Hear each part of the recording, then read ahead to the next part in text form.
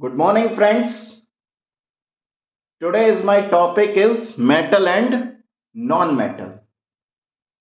Now this is dimensional tutorial. This topic is very important competition point of view as well as board point of views. ठीक है, तो आज हम बहुत अच्छे से मेटल और नॉन मेटल की बात करेंगे। ठीक है, तो दोनों टाइप के स्टूडेंट इसको समझ सकते हैं, कंपटीशन के भी और जो नॉन कंपटीशन है। कहने का मतलब बोर्ड क्लास के, नाइन्थ बोर्ड क्लास मतलब 10th और 11 12th इसको बेस बना सकते हैं इससे, 11th और 12th के लिए, तो सभी के लिए इंपॉर्टेंट है। समझ गए? तो मेटल क्या चीज होती है समझते हैं। मेटल क्या चीज होती है समझते हैं। तुमने पीरियोडिक टेबल का नाम सुना होगा, पीरियोडिक टेबल। ठीक है, पीरियोडिक टेबल हम सबने पढ़ी है और बहुत अच्छे से पढ़ी है। यदि केमिस्ट्री अगर तुम्हें समझनी है तो पीरियोडिक टेबल समझनी पड़ेगी। तो मैं पीरियोडिक टेबल भी एक दिन समझा दूंगा आपको, डोंट वरी, आप लगे रहिए मेरे साथ। ठीक है, देखो पीरियोडिक टेबल में जो कंडीशंस है, एलिमेंट की जो कंडीशंस है उनको कैटेगराइज किया गया है। कैटेगराइज कैसे किया गया है? एक कैटेगरी है मेटल की, दूसरी कैटेगरी है नॉन मेटल की, और तीसरी कैटेगरी है मेटलॉइड्स।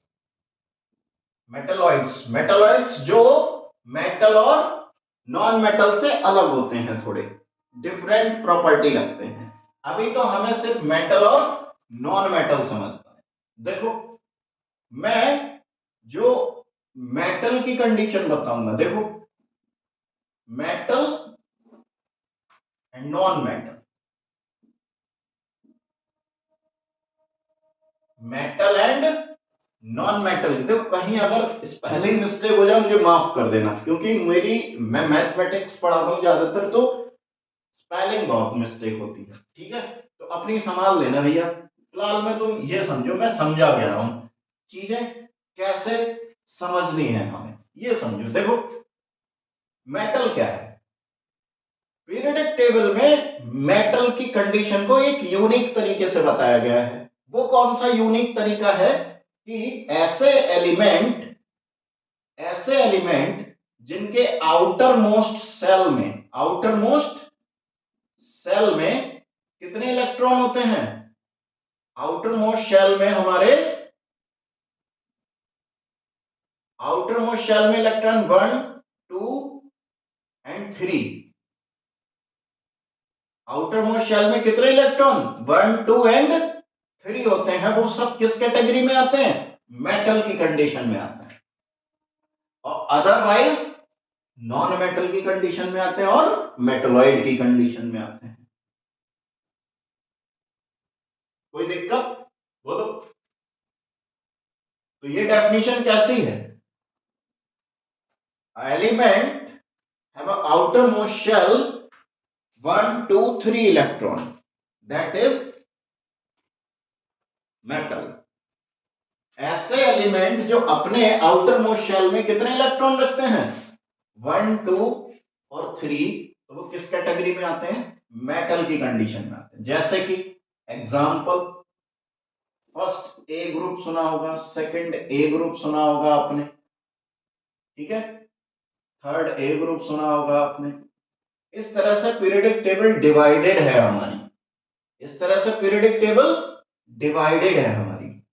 तो फर्स्ट ए के सारे एलिमेंट, सेकंड ए के सारे एलिमेंट, इस तरह से बहुत सारे एलिमेंट हमारे इस कैटेगरी को बिलोंग करते हैं।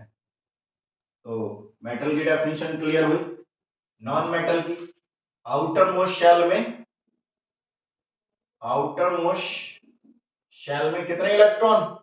4 5 6 and 7, that is non metal. दोनों को समझ में आया? पहला तुम्हारा डिफरेंस क्लियर हुआ। दूसरा डिफरेंस क्या है? दूसरा डिफरेंस होता है कि मेटल जनरली सॉलिड होते हैं और ये सॉलिड प्लस गैस, ये सॉलिड जनरली सॉलिड होते हैं, बट कुछ एक्सेप्शनल हैं, जैसे सोडियम और पोटेशियम कैसे होते हैं, सॉफ्ट होते हैं, इनको नाइफ से कट किया जा सकता है। इधर एक्सेप्शनल कौन से होते हैं, जैसे कि डायमंड और ग्रेफाइट, डायमंड एंड ग्रेफाइट, ये कौन होते हैं, नॉन मेटल होते हैं, लेकिन ये सॉलिड होते हैं, ये सॉलिड होते हैं। तीसरा पॉइंट ये है कि जनरली ये हार्ड होते हैं, बट फिर एक्सेप्शनल Na और K जो होते हैं सॉफ्ट होते हैं। ये जनरली गैस होते हैं। चौथा पॉइंट,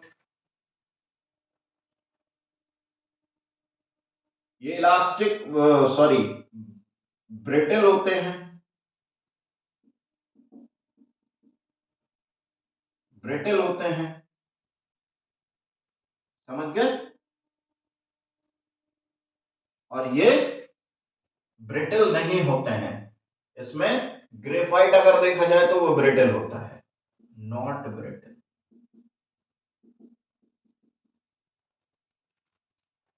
पांचवा point, good conductor of electricity,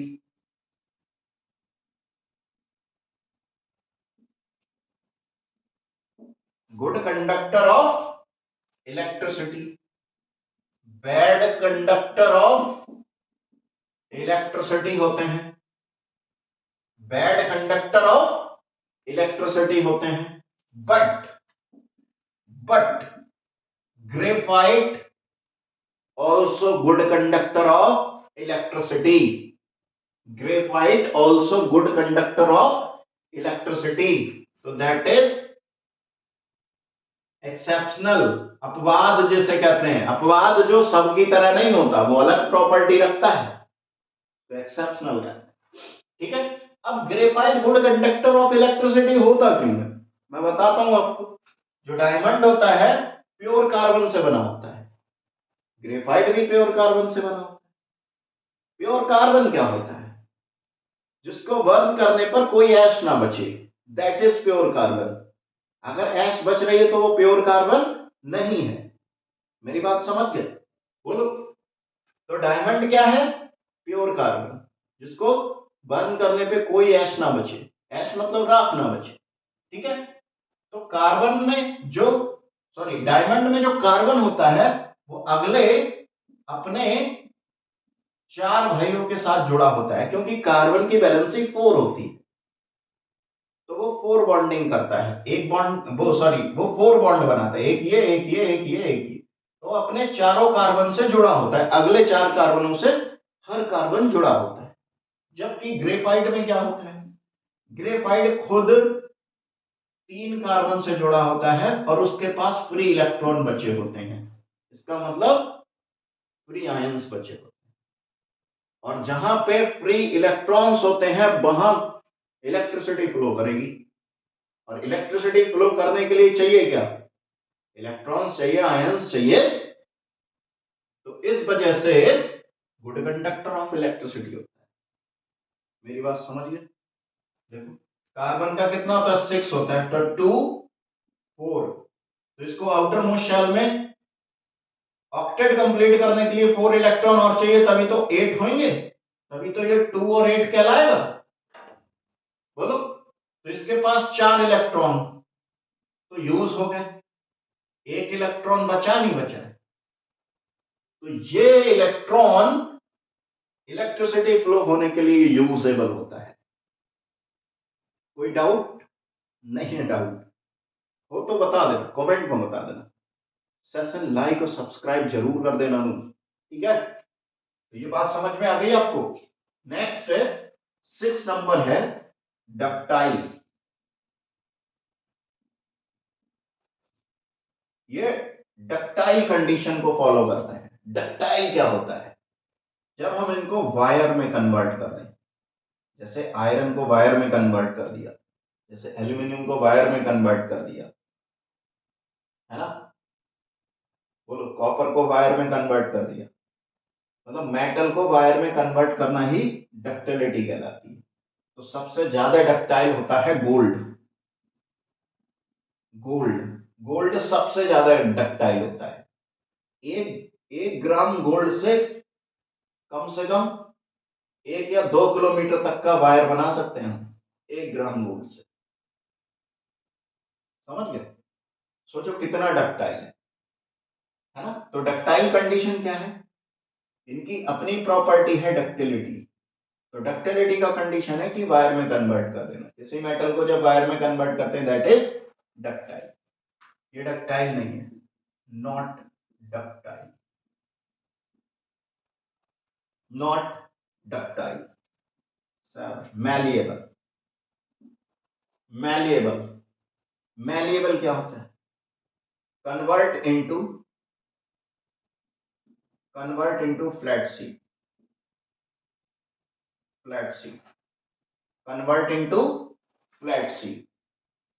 metal को हम जब फ्लैट शीट में कन्वर्ट कर देते हैं that is malleability. Do not flat sheet, not malleable. ये मैलिएबल नहीं होते। बोलो, इनका मेल्टिंग और बॉइलिंग पॉइंट ज्यादा होता है। Melting point and boiling point ज्यादा होता है। इनका melting point and boiling point बहुत कम होता है, लेकिन दो भाई साहब इनका ज्यादा होता है। दो एक्सेप्शनल जो है ज्यादा होता है। देखो, इसमें एक ब्रोमीन गैस पाई जाती है। सारी गैसेस इसी के अंतर्गत आ गई। जो बीआर होती है, ब्रोमीन गैस होती है, वो लिक्विड में पाई जाती है। और इधर इधर जो Hg होती है हमारी, इधर जो Hg होती है वो रूम टेम्परेचर पर कैसी होती है? लिक्विड होती है। कैसी होती है भैया? लिक्विड होती है। तो ये बेसिक डिफरेंस तुम्हें बड़े जबरदस्त आने चाहिए भाई। बेसिक डिफरेंस तुम्हें बहुत जबरदस्त आने चाहिए। मेरी बात समझ में आ गई नहीं? बोलो, ये बेसिक डिफरेंस तुम्हें बहुत अच्छे से समझ में आना चाहिए। इनको ठोकने पीटने पे ये रिंगिंग साउंड देती हैं। कैसा देती हैं? Ringing sound. ये रिंगिंग साउंड नहीं देती हैं, ये रिंगिंग साउंड देती हैं। RS का मतलब रिंगिंग साउंड, नॉट NRS का मतलब not ringing sound. Hindi medium वाले ही पढ़ सकते हैं, ऐसा नहीं है, बहुत बड़ी इंग्लिश में नहीं पढ़ा रहा हूं। बोलो, समझ में आ गई बात? अब इनकी फिजिकल केमिकल प्रॉपर्टी, इनकी फिजिकल केमिकल प्रॉपर्टी वो भी पढ़ेंगे, वो भी पढ़ेंगे। यहां तक किसी को कोई डाउट हो तो बताओ। बोलो, यहां तक किसी को कोई डाउट हो तो बताओ। मैंने 10 डिफरेंस बताए, तुम बोर्ड में 8 5 भी लिख दोगे ना, 2 नंबर में आएगा तो 2 नंबर मिलेंगे, और 3 नंबर में आएगा तो 6 6 लिख देना। समझ गए? बोलो, कोई दिक्कत, कोनो परेशानी? बोलो, आउटर मोस्ट शेल जानते हो? नहीं जानते? नहीं सर, हम नहीं जानते हैं, तो हम जानवाते हैं। देखो, कोई भी एलिमेंट के जो सेल होते हैं वो होते हैं SPDF, KLMN। इनको SPDF ये ब्लॉक होते हैं। S block, P block, D block, F block. के में 2 रह सकते हैं, इसमें 8, इसमें 8, ठीक है, इस तरह से रह सकते हैं। समझ गए? जैसे कि कोई भी स्ट्रक्चर, जैसे 11 सोडियम सबसे फेमस है, 281। तो 2 इलेक्ट्रॉन यहां पे रह सकते हैं, 8 इलेक्ट्रॉन यहां रह सकते हैं और 2 इलेक्ट्रॉन यहां रह सकते हैं। समझ गए? तो KLMN outer most shell. Now the distribution of electron 282, 282, and I mean K have a 2 electron, 1 1 2, and L have a 8 electron because another value is 8 and third one value is 1. Sorry यहां पे 2 लगा दिया है तो यहां 1 रहेगा। Maximum electron कितने रह सकते हैं according to valency? 8। According to complete of octet 8। हमारा जो डिस्ट्रीब्यूशन होता है वो 2 8 8 16 सॉरी 18 18 32 32। ये पीरियड में नंबर ऑफ इलेक्ट्रॉन भी बताते हैं, नंबर ऑफ एलिमेंट भी बताते हैं और आउटर मोस्ट शेल में इतने इलेक्ट्रॉन रह सकते हैं। मतलब हर इलेक्ट्रॉन हर एलिमेंट अपने आउटर मोस्ट शेल में या 2 इलेक्ट्रॉन रखेगा या 8 या 8 या 18 या 18 या 32 या 32। बोलो अब कुछ फिजिकल प्रॉपर्टी पढ़ लेते हैं और केमिकल प्रॉपर्टी पढ़ लेते हैं। समझ गए? ये ज्यादातर फिजिकल प्रॉपर्टी पढ़ाई मैंने तुम्हें, ज्यादातर फिजिकल प्रॉपर्टीज पढ़ाई हैं। केमिकल प्रॉपर्टीज पढ़ते हैं भैया, केमिकल प्रॉपर्टीज दादा, केमिकल प्रॉपर्टीज पढ़ते हैं। केमिकल प्रॉपर्टीज क्या होती हैं? बोलो भैया। सारे के सारे मेटल ऑक्सीजन से रिएक्शन करते हैं तो क्या बनाते हैं? ऑक्साइड। क्या बनाते हैं? ऑक्साइड। क्या बनाते हैं? ऑक्साइड। जैसे Fe प्लस O2 तो ये बनेगा Fe2O3। Fe2O3 Fe2O3 Fe2O3। बोलो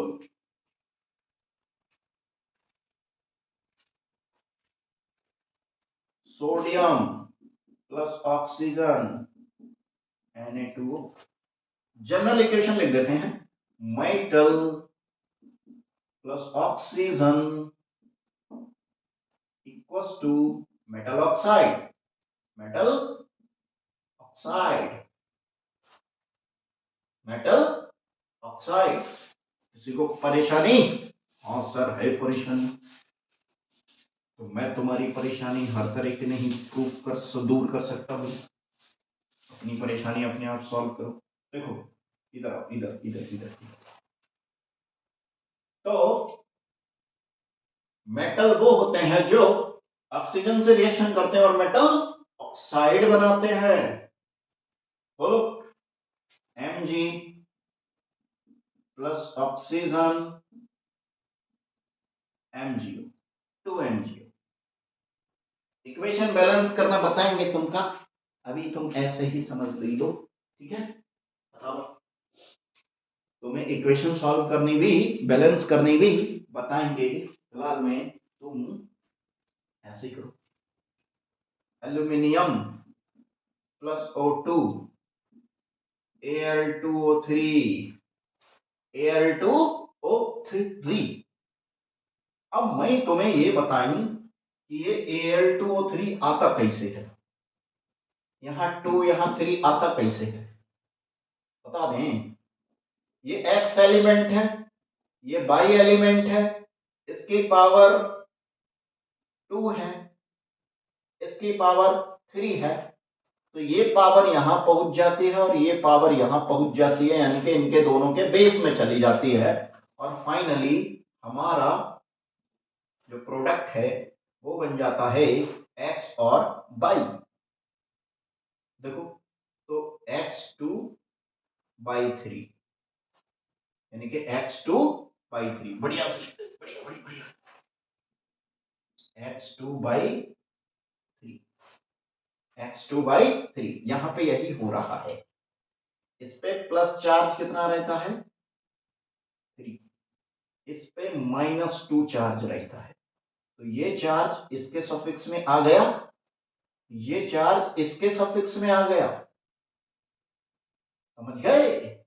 तभी तो बन गया। तुम कहोगे सर ये कहां से हवा में बता रहे हो? मैं हवा में नहीं बता रहा, मैं तुम्हें अच्छे से बता रहा, तुम समझोगे? मेरे हाथ ही क्या है, डस्टर एंड कंपनी, तो सब मिटा देते हैं मेरे हाथ, झूठ को भी मिटा देते हैं मेरे हाथ, समझो? देखो भैया, हम कह रहा हूं Al2O3 आया, देखो ऑक्सीजन के आउटर मोस्ट शेल में कितने इलेक्ट्रॉन, 8। अरे भाई गलती हो जाए तो बता देना, 2 6। तो ऑक्सीजन को कितने इलेक्ट्रॉन चाहिए, देखो 6 तो हैं उनके पास, तो प्लस 2 इलेक्ट्रॉन और नहीं चाहिए उसे, तो 8, ऑक्टेट कंप्लीट। इसी तरह एल्यूमिनियम के आउटर मोस्ट शेल में कितने इलेक्ट्रॉन, 13, तो 2 8 3। इसको कितने इलेक्ट्रॉन चाहिए भैया, 5। लेकिन नहीं भाई, ये 5 लेगा नहीं, ये 3 को डोनेट कर देगा, जिसको जरूरत होगी, जिसको भी जरूरत होगी। देखो तो आउटर मोस्ट शेल ही हमारी वैलेंसी भी कहलाती है, आउटर मोस्ट शेल ही हमारी वैलेंसी भी कहलाती है। तो देखो भाई ध्यान से, एक एल्यूमिनियम पे +3, यानी कि एक एल्यूमिनियम के पास कितने इलेक्ट्रॉन, 3। दूसरे एल्यूमिनियम के भी पास कितने इलेक्ट्रॉन, 3। बोलो, ऑक्सीजन के पास, एक ऑक्सीजन के पास +2 इलेक्ट्रॉन चाहिए, दूसरे ऑक्सीजन के पास +2 इलेक्ट्रॉन चाहिए, तीसरे ऑक्सीजन के पास +2 इलेक्ट्रॉन चाहिए, तो 8 8 कंप्लीट हो जाएंगे भैया, हो जाएंगे। अरे भाई 6 तो पहले से हैं, 6 तो पहले से हैं, 6 तो पहले से हैं, 2 इन्होंने दे दिए हैं, तो एक बचा है, एक इनसे लिया, 2 इन्होंने दे दिए, 2 बचे, 2 इन्होंने दे दिए, दे दिए नहीं दे दिए? अरे भाई 6 इलेक्ट्रॉन है नहीं, तो 6 इलेक्ट्रॉन के 2 2 इलेक्ट्रॉन इधर कर दिए हमने, तो 3 ऑक्सीजन हो गए, 2 एल्यूमिनियम। तो एल्यूमिनियम पे एक्चुअली चार्ज कितना रहता है, क्योंकि आउटर मोस्ट शेल में 3 इलेक्ट्रॉन, तो 3 चार्ज। ऑक्सीजन के आउटर मोस्ट शेल में कितने इलेक्ट्रॉनों की जरूरत है, 2 इलेक्ट्रॉनों की, तो इसमें -2 चार्जेस हो जाते हैं, ये -2 चार्जेस इधर आ जाता है, +3 चार्जेस इधर आ जाता है, तो ये +3 चार्जेस का मतलब 3 ऑक्सीजन, भाई 2 का मतलब है 2। तो देखो ध्यान से, Al2O3, ये पृष्ठभूमि समझ में आई, नहीं आई कमेंट करेंगे और मुझे बताएं, नहीं आई हो तो कमेंट करें। इसी तरह तुम्हारा Fe2O3 आया होगा, समझिए, इसी तरह तुम्हारा Na आया था, Na2O, Na2O समझते हैं कैसे आया था, इसको मिटा दें, देखो इसको मिटा दिया भाई, इसको मिटाएं, इसको मिटाएं, इसको मिटाएं, इसको मिटाएं। नेक्स्ट है Na, Na के आउटर मोस्ट शेल में कितने इलेक्ट्रॉन, यानी कि एटॉमिक नंबर होता है भैया ये, एटॉमिक मास होता है वो, एटॉमिक नंबर ये, एटॉमिक मास नंबर वो मतलब इसके सर पे, इसके सर पे जो लिखते हैं हम, ठीक है, सर पे भुजा बहुत है, 23 है भाई, पैरों पे भुजा कम है, तो 2 8 और 1, 2 8 और 1, ये इलेक्ट्रॉनिक कॉन्फ़िगरेशन हो गया। अभी तक मैं तुम्हें ये नहीं बता रहा था ये क्या कर रहा, ये इलेक्ट्रॉनिक कॉन्फ़िगरेशन कर रहा, क्या कर रहा, इलेक्ट्रॉनिक कॉन्फ़िगरेशन। 9th में पढ़े होगे तुम, 8th में भी नहीं पढ़े हो, नहीं पता नहीं, देखो 2 8 1, ठीक है, और ऑक्सीजन, भाई 8 घिसा पिटा, 2 6, तो भैया इसको 2 इलेक्ट्रॉन चाहिए, लेकिन इसके पास 1 है, तो 7 हो जाए। तो कहने का मतलब ये है, तो मैंने इसीलिए तो Na2O बनाया है। बोलो, तो मैं यहाँ 2Na ले लूंगा और ऑक्सीजन ले लूंगा प्लस Na2O बन गया। देखो ध्यान से, एक Na, दूसरा Na, एक फ्री इलेक्ट्रॉन इस पे, एक फ्री इलेक्ट्रॉन इस पे, और ऑक्सीजन पे 6 इलेक्ट्रॉन है, एक किसने दिया, एक किसने दिया, उन्होंने कहा 2 और हो गए और मेरे पास 8 आ गए, तो मैं बन के तैयार हुआ Na2O। ये रिएक्शन समझ में आ गई भाई, कैसे बनी, ऐसे बनी। हाँ भाई, इतना खतरनाक पढ़ा दूंगा तुम्हें साइंस, मजा आएगा जिंदगी में। मजा ना आए तो पैसे वापस। अरे मैंने तुमसे पैसे कब लिए भाई, ऑनलाइन फ्री पढ़ा रहा हूँ, बेवड़ो कहीं के, समझ रहा नहीं, तुमसे पैसे कब लिए, ऑनलाइन फ्री पढ़ा रहा है भैया, यूट्यूब पैसा देता है। चलो इधर, तो तुम्हें समझ में आई ये चीज है। नहीं सर, मुझको नहीं आती समझ में, तो मैं तुम्हारा इलाज नहीं करूंगा, मैं डॉक्टर नहीं हूं, सही है। तुम अपना इलाज अपने मम्मी से पापा से कराओ, चप्पले जूते खा के। इधर मैं तुम्हारे चप्पल फेंक के नहीं मार सकता है, मम्मी पापा बढ़िया से मार सकते हैं।